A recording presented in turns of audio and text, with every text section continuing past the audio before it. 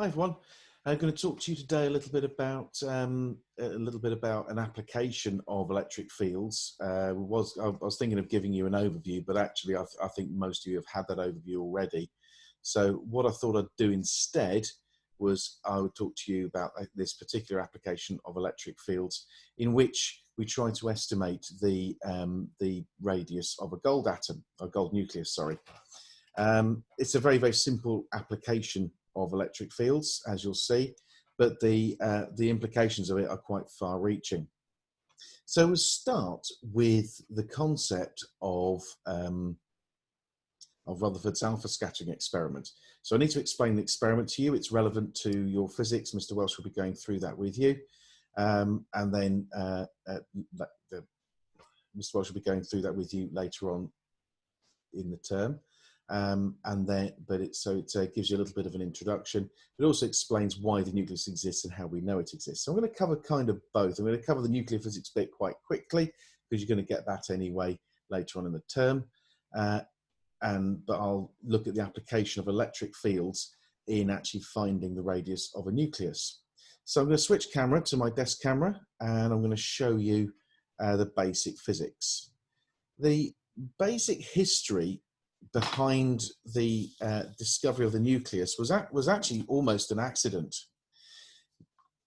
Round about 100 or so years ago, about 120 years ago, we believed that the atom was a simple sort of sphere of matter. In fact, thousands of years ago, it was supposed that an atom was an indivisible particle. It wasn't really made of anything, but it was the smallest possible particle of matter you could have.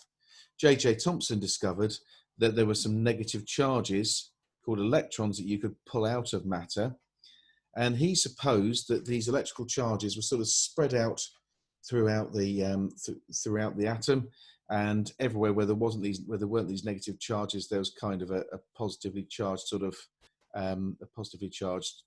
lump of matter that they lived in. So he referred to it as a plum pudding. The plum pudding model was a very simple model in which he likened it to like a cake, which is a particular type of cake at the time was called a plum pudding because it was round. It's made of a cake dough, and he supposed that the little negative charges are a bit like the bits of fruit in the cake. So if you can pull those bits of fruit out, you can add more in, but the actual dough was positive and couldn't be moved. Rutherford decided to prove that theory. He had a couple of students working under him, so he set them a little experiment to do. At the time, it was known that there were particles called alpha particles, and they came off a radioactive source like that. And these alpha particles, we knew, had a positive charge. So he decided if we fire a narrow beam of these alpha particles at a piece of gold foil,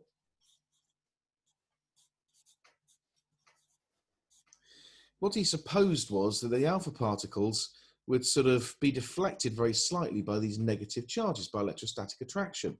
So he expects to see a little bit of a spread of the path of these alpha particles. Now, obviously, alpha particles don't penetrate very far, so he had to enclose the whole thing in a vacuum to stop them from being absorbed by particles of air. And to detect it, well, at the time, the only way to detect it was to have a phosphorescent surface there, which every time an alpha particle hit it, it would emit a tiny little speck of light. And so he got his undergraduate students to set that up and to count the number of specks of light at different angles. Okay, so what they expected was that they'd get most of the particles sort of going straight through, but a few would be deflected either side.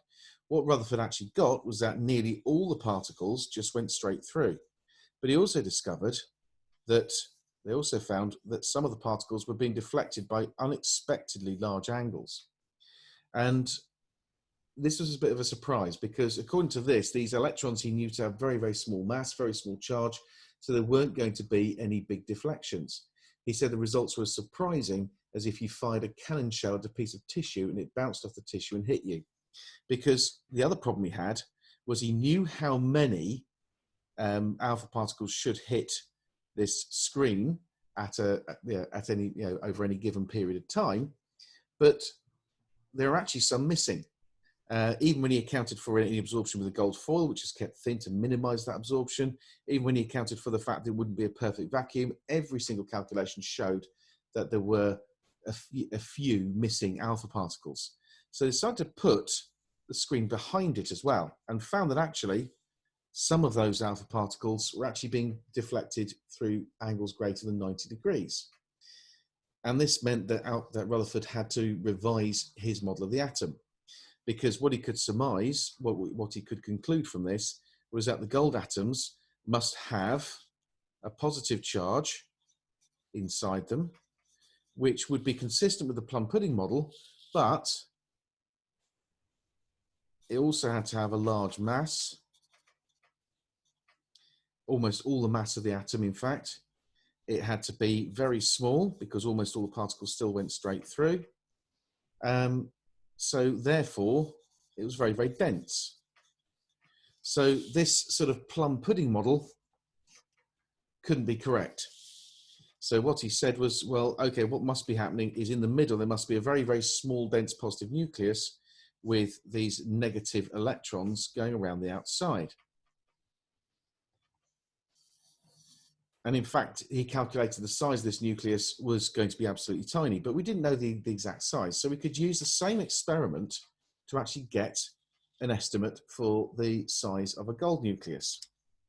So what did we do? Well, they used some of the things that he already knew. He knew, for example, the kinetic energy of the alpha particle was around about, they vary from radioactive substance to radioactive substance, but the ones he used were about 8.8 times 10 to the minus 13 joules. Okay, so that would be the alpha particle far away, and he called that infinity. So he said that if there must be a positively charged nucleus in the middle, you think about the alpha particles, the very rare ones that went up to the alpha particle and then went straight back like that. He considered that there must be a point at which here the speed of the alpha particles would be zero, because the alpha particle would change direction. So if he used the highest energy alpha particles he could find, he could work out what that distance is. So that's what he did. He basically took the idea that the kinetic energy at the beginning was that number, and that kinetic energy became zero because it became electrostatic potential energy, or electrical potential energy. So he said, well, if that's the case, then you can do some basic calculations. You can work out, almost in the same way as you work out things like escape velocity for gravity. He could work out, if he took that to be sort of like an escape velocity, he could work out how close the alpha particles could get to the nucleus. They couldn't get inside the nucleus, because if they did that, then they'd be absorbed. So he looked at the highest energy alpha particles that he could lay his hands on that would still display this complete sort of 180-degree U-turn when it collided with the gold nucleus, and came up with the idea that he could use Coulomb's, he could use a variation of Coulomb's law for the part of the electrostatic potential energy calculation for point source, and get a value of R. The idea was the kinetic energy at the start was going to be equal to the electrical potential energy at the point of closest approach. So he knew the kinetic energy of the alpha particle, okay? So he could actually work it out. The energy is the charge of the gold nucleus multiplied by the charge of the alpha particle divided by 4 pi epsilon naught R, but not R squared. Okay, so remember, the square is for force. You don't square for energy. So to get some of these values, well, you could work out the atomic number of gold. The atomic number of gold is going to be 79. They're an atomic number of 79, and that equates to 79 times the elemental charge, which Millikan worked out. And you could do the same for the alpha particle, because the alpha particle he knew had a charge of 2. Okay.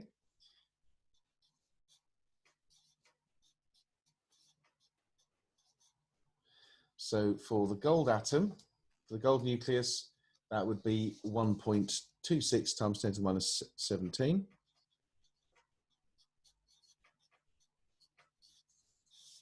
And for the alpha particle, that would be 3.2 times 10 to the minus 19 coulombs.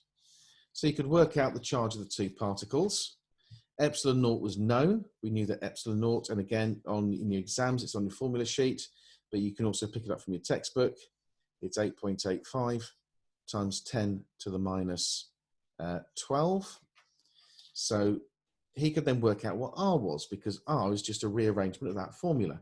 So to work out R, you multiply both sides by R, divide both sides by E, and you end up with the charge of the alpha particle multiplied by the charge of the gold nucleus divided by 4 pi epsilon naught R.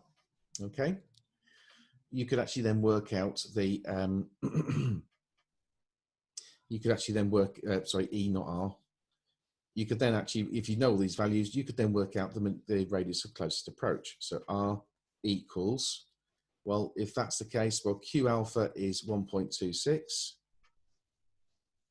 times 10 to the minus 17 coulombs multiplied by 3.2 times 10 to the minus 19 divided by 4 times pi multiplied by epsilon naught, the permittivity of free space, multiplied by the kinetic energy of the alpha particle.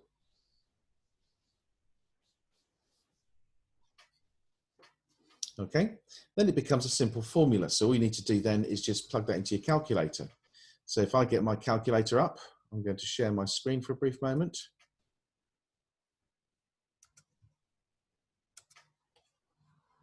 So if I get my calculator up, that one, there we are.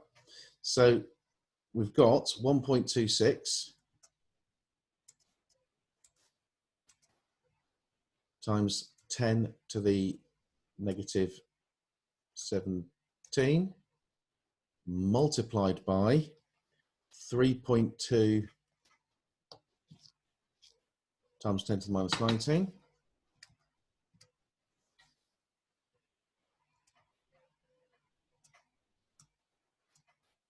divided by, now to divide it by everything, so it's 4 times pi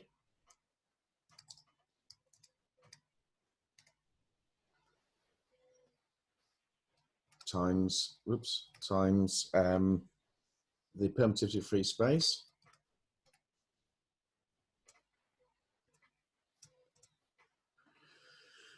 times the kinetic energy of the alpha particle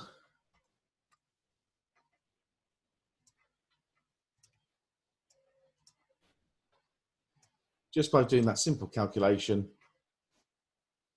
I've got an error here, so what have I done wrong here? I've done something silly, haven't I? Let's just try that again.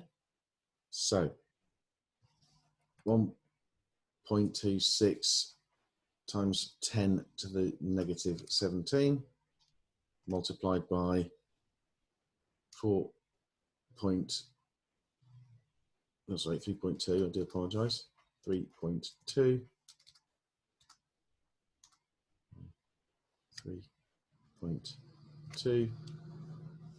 times 10 to the negative 19 divided by 4 times pi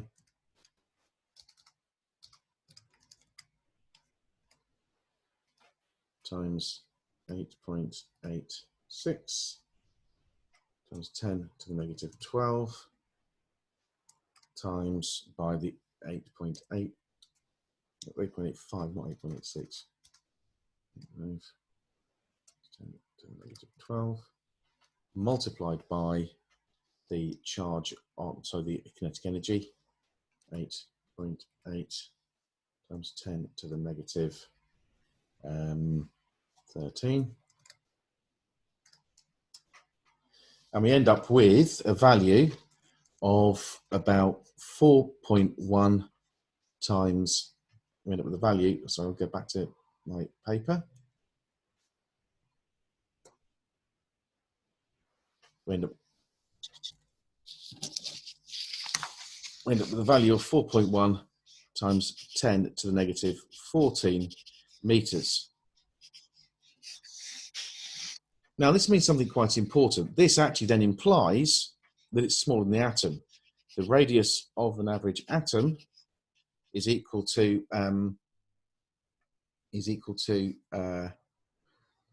roughly about 10 to the power minus 10 meters. So this was something like 10,000 times smaller than the radius of the atom. So using that formula, you can prove that the nucleus is very, very small. Now, we do something similar with this. If you use higher and higher energy particles, you'll come across quarks later on. So if we look at something like a proton, we assume a proton is a proton. Actually, a proton is actually made of 3 particles, all glued together with things called gluons. And here's another problem. If you fire, if you were to fire electrons at high speed at a proton, you'd expect electrostatic attraction. Now, if you expect electrostatic attraction, you're not expecting the electron to go back the other way. But actually, if you use high enough energy electrons such that their kinetic energy is enough to overcome their the electrical potential energy, so it goes into a proton, what happens is that the electron is actually deflected through a large angle. So because the electron is deflected through a large angle, it would imply that inside the proton there must be positive charges. There must be a negative charge, sorry, it's repulsion. There must be a negative charge, but protons are positive. So there must be some other positive charges inside it as well to balance that out and give it an elemental charge of 1, a relative charge of 1. So this then proved the existence of quarks, of these tiny little particles that actually go into making up neutrons and protons. So using this particular method, you can actually work out the size of particles, and you can also work out you can also start to look at structure. Now, there are other things that we do, like diffraction and particle diffraction and things like that, but that's a whole other story. The only failing of this particular measurement of R, of this particular value of R here, is that when we go back to the actual question, it's kind of a maximum size. So what we can say is that the radius of a gold nucleus, we say it's actually going to be less than 4 times 10 to the minus 14 meters. Okay, well, it's less than or approximately equal to. We actually don't know. So what we do is we have to then think about the the way that we actually the interpretation of those results. Okay, now I'm going to cut this lesson fairly short because I've actually got through this quite quickly. I thought it'd take me longer to explain this. I was going to do an Ask Me Anything, but I don't have enough people present for that. So what I'm going to do is I'm going to set you your homework. And it's actually the afternoon's lesson. I'd like you to do the question attached to the afternoon's lesson. Okay. Now, I'd like you to do that, ready for Friday. On Friday, I'm going to give you a test that will take you the double lesson to do properly, okay? The test looks at two things. It looks at gravitational fields